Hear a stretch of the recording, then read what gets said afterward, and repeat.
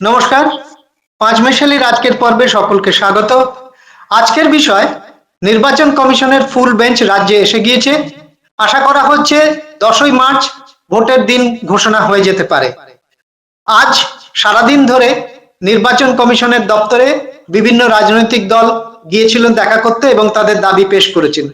মোটের ওপর কংগ্রেস, বিজেপি বা সিপিএম, তাদের তিন দলেরই বক্তব্য মোটের ওপর এক।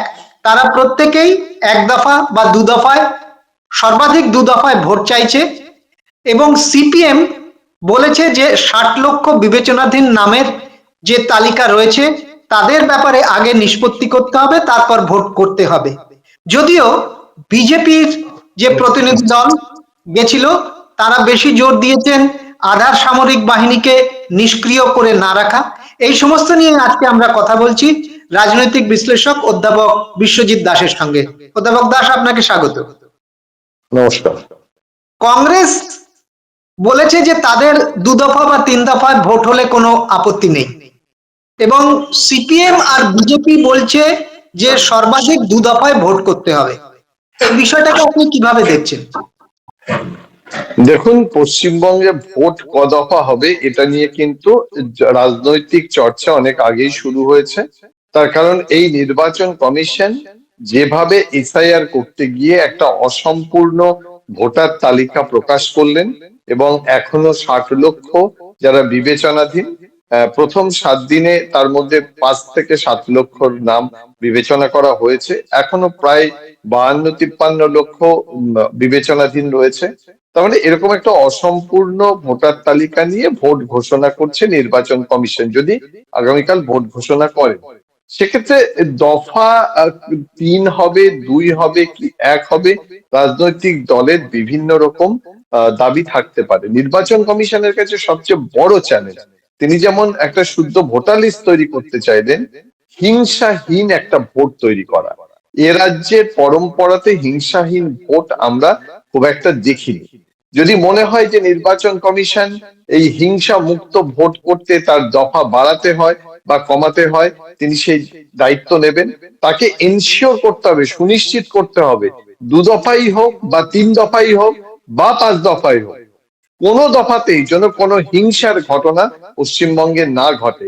সেই দায়িত্ব, সেই সুরক্ষা ভোটারদের যদি দিতে পারে তাহলেই এখানে ভোট সঠিকভাবে হবে। এই সুরক্ষা না দিতে পারলে হবে না। দফার থেকেও গুরুত্বপূর্ণ হচ্ছে ভোটারদের সুরক্ষা, হিংসা যাতে না ছড়ায়, প্রত্যেক ভোটার যেন ভোট দিতে পারে।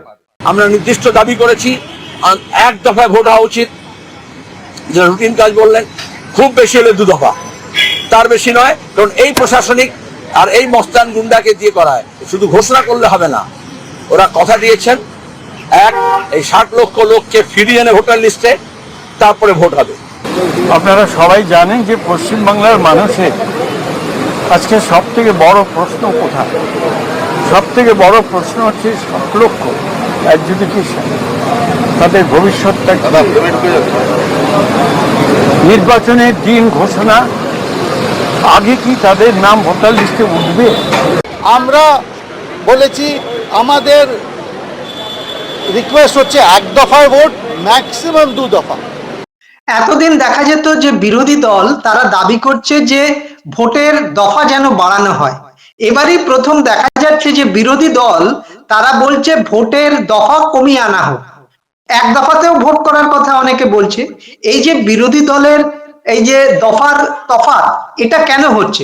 তবে কি তারা মনে করছে বেশি দফা হলে শাসক দল সুবিধা পেয়ে যায়?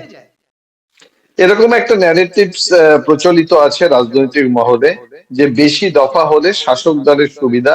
কারণ শাসক দলের কর্মীরা, প্রশাসকরা সব একই সঙ্গে বিভিন্ন জায়গায় চলে যেতে পারে এবং ভোট করানোর যে মেকানিজম, সেখানে এক অঞ্চলের ভোট করানো অন্য অঞ্চলে যেতে পারে, এটা দাবি।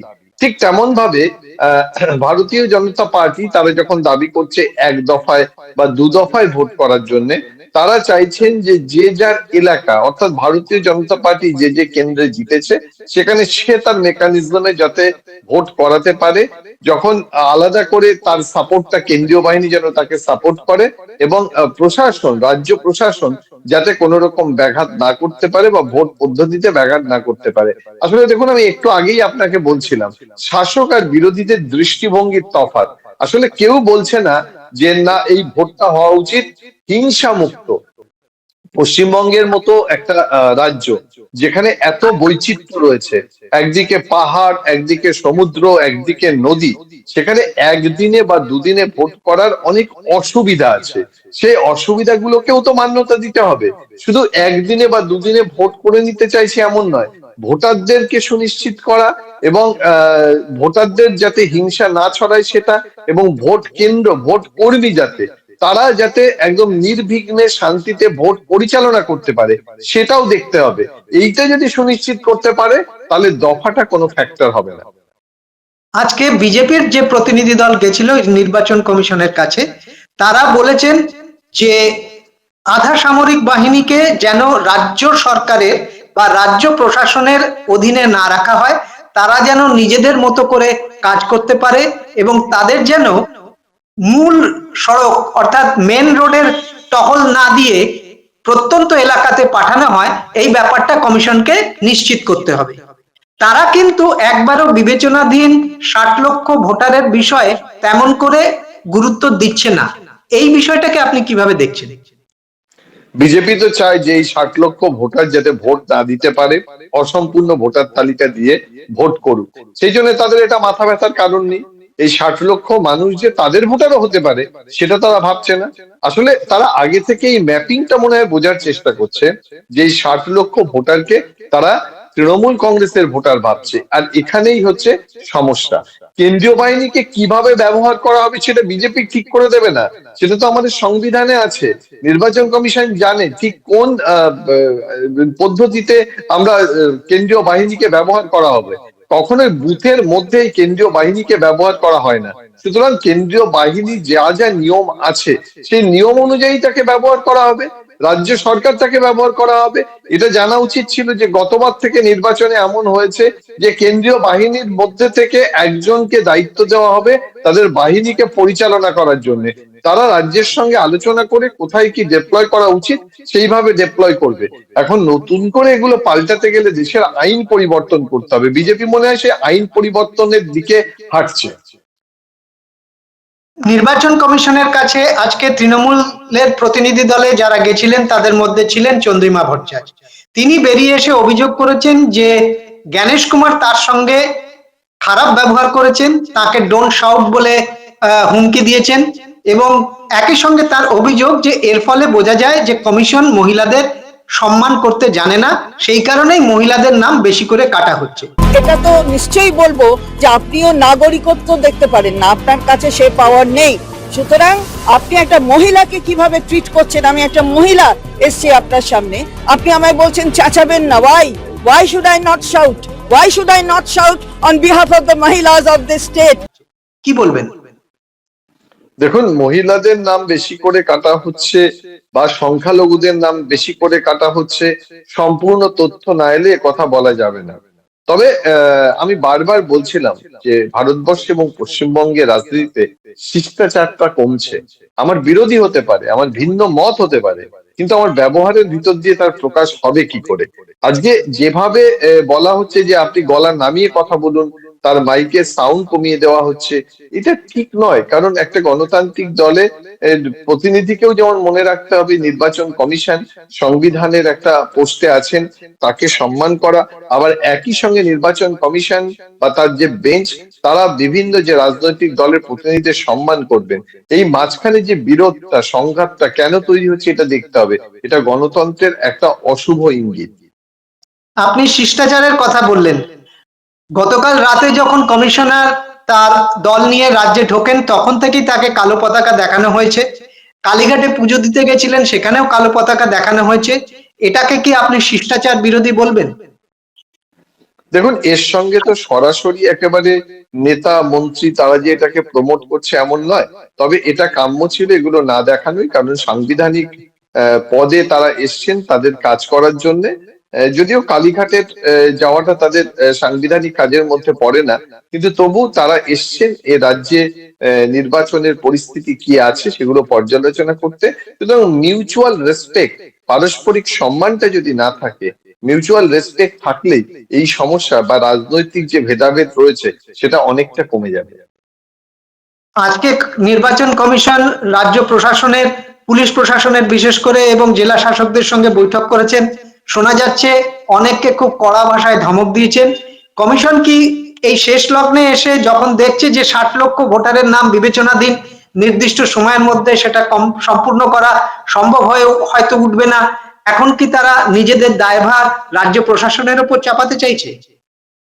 এটা তো পুরনো ছক নির্বাচন কমিশনের, যে রাজ্য প্রশাসনদের উপর দায়ভার যদি চাপিয়ে দেয় তাহলে নির্বাচন কমিশনের দিকে আঙুল তুলতে পারবে না। কিন্তু এবার নির্বাচন কমিশনের দিকে এমন আঙুল তুলেছে রাজনৈতিক দল শুধু নয়, সাধারণ মানুষ। তার উত্তর কি করে নির্বাচন কমিশন দেবে? কারণ সাধারণ মানুষের যে হেনস্থা, দিনের পর দিন কাগজ চাওয়ার পর কাগজ নিয়ে গিয়ে তাদেরকে দেওয়া এবং তারপরে তাদের নাম বিবেচনাধীন থাকা, তারপরে তাদের নাম ডিলিটেড হয়ে যাওয়া, এইটা কিন্তু নির্বাচন কমিশন কোনোভাবে ঘাট থেকে ঝেড়ে ফেলতে পারবে না।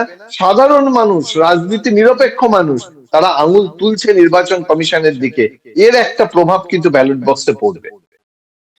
আপনার কি মনে হয় যে নির্বাচনের দিন ঘোষণা হওয়ার পর এই 60 লক্ষ নাম বিবেচনাধীন যা আছে তার সত্যিকারের নিষ্পত্তি হওয়া সম্ভব? এখনো সম্ভব হওয়ার মতো পরিস্থিতি তৈরি হয়নি, কিন্তু এটা খুবই দুর্ভাগ্যজনক হবে যদি এই 60 লক্ষ মানুষকে বাদ দিয়ে ভোট হয়। তাহলে নৈতিকভাবে এর আগে 2024-এর যে নির্বাচন হয়েছে, এই 60 লক্ষ মানুষ ভোট দিয়েছে, তাদের প্রত্যেকের পদত্যাগ করা উচিত।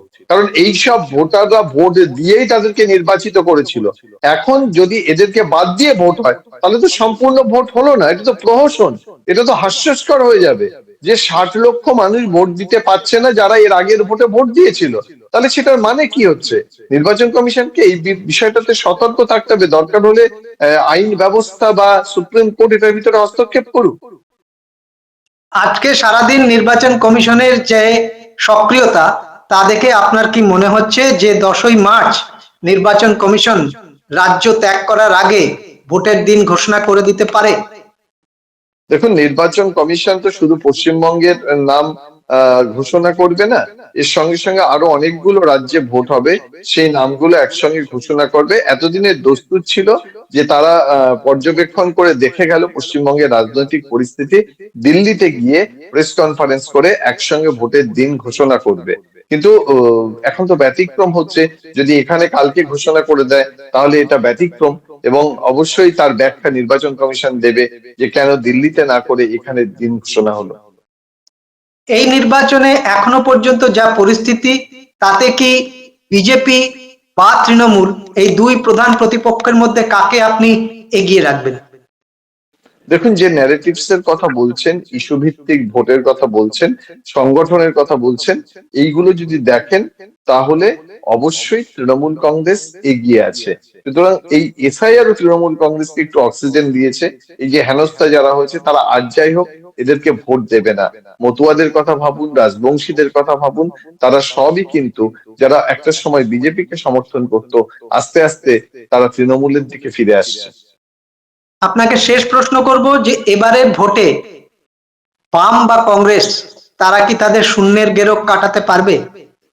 কংগ্রেসের একটা সম্ভাবনা রয়েছে, কারণ কংগ্রেসের সংগঠন আরো শক্তিশালী হয়েছে। কংগ্রেস মালদা এবং মুর্শিদাবাদ, একদিকে সুজাপুর, একদিকে মালদা উত্তর, মালদা দক্ষিণ, মুর্শিদাবাদ, বেশ অনেকগুলো আসনে তারা ফাইট দেবে এবং কিছু আসন তারা পাবে। কিন্তু বামেদের এখনো তাৎপর্যপূর্ণ, তার কারণ বামেরা তো আসলে ডিসিসিভ ফ্যাক্টর হচ্ছে, তারা তো ভোট কেটে অন্য দলকে জয়ী করছে। তো এই মুহূর্তে বামেরা নিজের ক্ষমতায় একক সংখ্যাগরিষ্ঠিত ভাবে কোনো কেন্দ্রে জেতার সম্ভাবনা এই মুহূর্তে নেই। আপনাকে অনেক ধন্যবাদ আমাদের সঙ্গে কথা বলার জন্য। আগামী দিন অন্য বিষয়ে কথা হবে। নমস্কার।